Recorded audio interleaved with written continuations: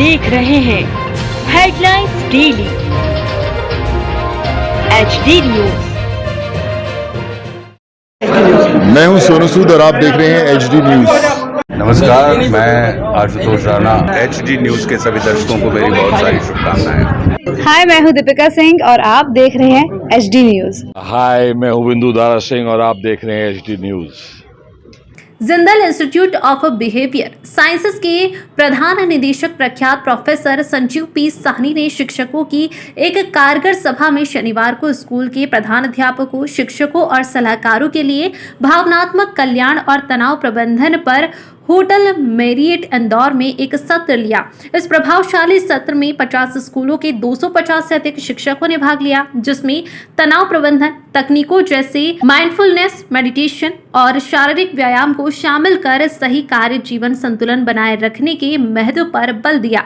इस कार्यक्रम को समाज के वंचित और कमजोर वर्गों से संबंधित स्कूली शिक्षकों को बेहतर शिक्षण कौशल से लैस करने के उद्देश्य से लागू किया गया है। इस प्रकार हम 21वीं सदी में कौशल को विकसित करते हैं और विकास की मानसिकता के माध्यम से समग्र कल्याण को बढ़ावा देते हैं। हमारे शोध सूचित कार्यक्रम शिक्षकों को उनके शिक्षण कौशल को तेज करने और विषय वस्तु की विशेषज्ञता को बढ़ाने में मदद करते हैं। डॉक्टर साहनी, जिन्हें हाल ही में वर्ल्ड सोसाइटी ऑफ विक्टिमोलॉजी के उपाध्यक्ष के रूप में भी चुना गया, साथ ही यह उल्लेख करना उचित होगा कि डॉक्टर साहनी द्वारा आयोजित विशेष शिक्षक प्रशिक्षण कार्यक्रम को अंतर्राष्ट्रीय मान्यता मिली है। आपको बता दें कि अब तक डॉक्टर साहनी और उनकी JIBS के शोधकर्ताओं की टीम ने दुनिया भर के 8000 से अधिक स्कूलों में 2 लाख से अधिक शिक्षकों और स्कूल प्रशासकों को प्रशिक्षित किया है। वहीं तनाव प्रबंधन की ठोस तकनीकों का अभ्यास करने में शिक्षकों और स्कूल स्टाफ की सहायता करने के लिए इन शिक्षकों के प्रशिक्षण कार्यक्रम भारत के अलावा संयुक्त अरब अमीरात, Pakistan, Afghanistan, Nepal, Bhutan, Bangladesh, Kyrgyzstan, Myanmar, Indonesia, Sri Lanka, Bulgaria और मालदीव जैसे देशों में आयोजित किए गए हैं। ऐसे द्वारा जो प्रशिक्षण सत्र जिस तरह का लगाया जा रहा है उसके बारे में जानकारी दें, क्या किस तरह का प्रशिक्षण सत्र है? नमस्कार, आज हम इंदौर शहर में हैं। हमारा बेसिक महत्व ये है कि हम आज लगभग 60 स्कूलों से हमने लगभग 300 अध्यापक, प्रिंसिपल्स बुलाए हैं। आज का जो प्रोग्राम है वो लगभग 3 घंटे चलेगा। उनमें हम ये बताते हैं कि जो बिहेवियर है वो मार्क्स से ज़्यादा इम्पॉर्टेंट है। ऐसा कई बार देखा है कि कई बार बच्चे 98%, 99% मार्क्स लेके आते हैं, फिर भी उनको प्रोफेशनल कॉलेजेस में एडमिशन नहीं मिलता है और फिर वो इतने तनावपूर्वक हो जाते हैं कि अपने जो चाहते हैं ज़िंदगी में फ्यूचर में बनना वो नहीं बन पाते। सो इसलिए उनके कई लोग कुछ सुसाइड भी कर लेते हैं। भारत जो है आजकल सुसाइड की कैपिटल बताई जाती है। हर 1 घंटे में एक व्यक्ति सुसाइड करता है। मैं ये भी बताना चाहता हूँ कि बच्चे जो विद्यार्थी हैं वो भी काफ़ी सुसाइड करते हैं और ये मैक्सिमम बोर्ड से पहले ऐसी वारदातें खबर में आती हैं। अब क्या ज़रूरी है?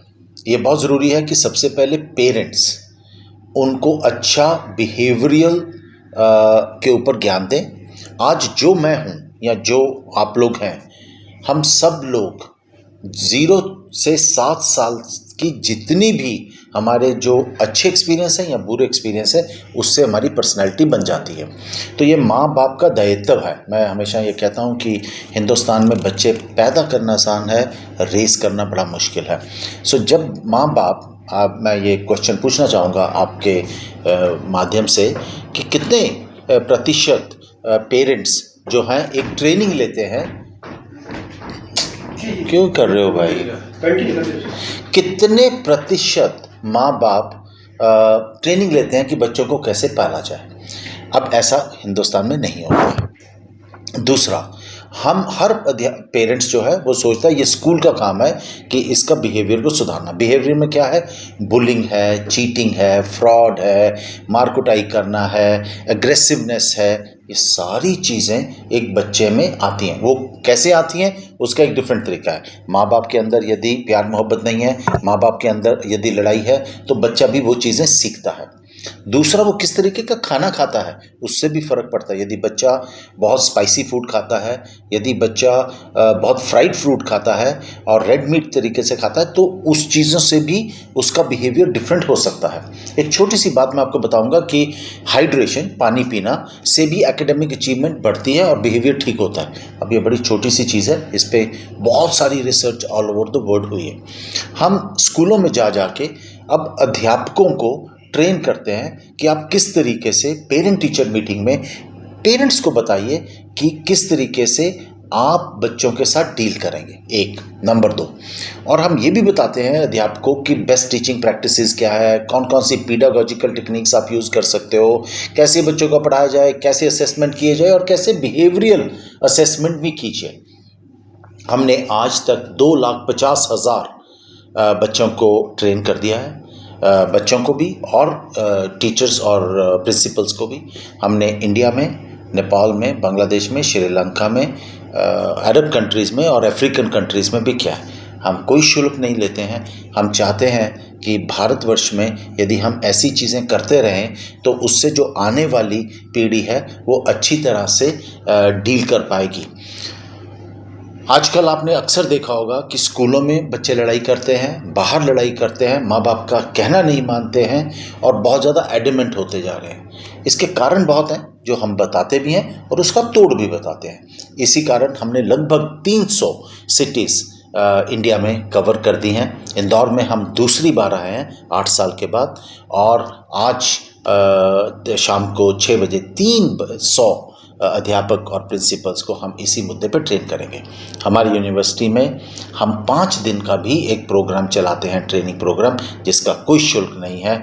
उसमें 20 लोग यदि अध्यापक आना चाहें वो आ सकते हैं। उनको मंडे से लेकर फ्राइडे तक हम 5 दिन पूरी मॉक ट्रेनिंग के साथ देते हैं।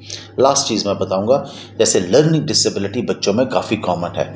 16 से 17% बच्चे इंडिया में लर्निंग डिफ़िकल्टी के शिकार हैं, यानी कि उनको याद नहीं रहता, ठीक तरह से लिख नहीं पाते हैं। इन चीज़ों से वो काफ़ी परेशान हैं। लेकिन क्या हमारे टीचर्स को पता है कि उन बच्चों के साथ कैसे डील करना है? मैं माँ बाप को एक बहुत ही बढ़िया सलाह देना चाहता हूँ कि यदि आपका बच्चा वीडियो गेम्स खेलता है, खेलने दीजिए। आधा घंटा वीकडेज पे, 1 घंटा वीकेंड पे वो खेल सकता है, कोई प्रॉब्लम नहीं। कोशिश करिए कि बिगर स्क्रीन पे, बड़ी स्क्रीन पे खेलेगा तो तनाव कम होगा। उसमें गोलियां चलाने वाली गेम मत खेलिएगा। दूसरा, यदि बच्चा, मैं तो ये कहूँगा कि 16 से 18 साल के वर्ष तक बच्चे को सोशल मीडिया में जाने का अधिकार नहीं होना चाहिए। और वो किसी भी तरह का सोशल मीडिया है, बच्चा उससे बहुत ही चीज़ें सीख सकता है। मैंने ये देखा है, कुछ माँ बाप अपने बच्चे को क्लास 12 तक ये चीज़ों को यूज़ करने के लिए मना करते हैं और उनके बच्चे, रिजल्ट्स हैं, are doing very well. Video games खेलने दीजिए। ये बच्चा चैट कर रहा है, मतलब अपने दोस्त के साथ SMS कर रहा है, करने ले दीजिए। टेलीफोन कर रहा है, करने दीजिए।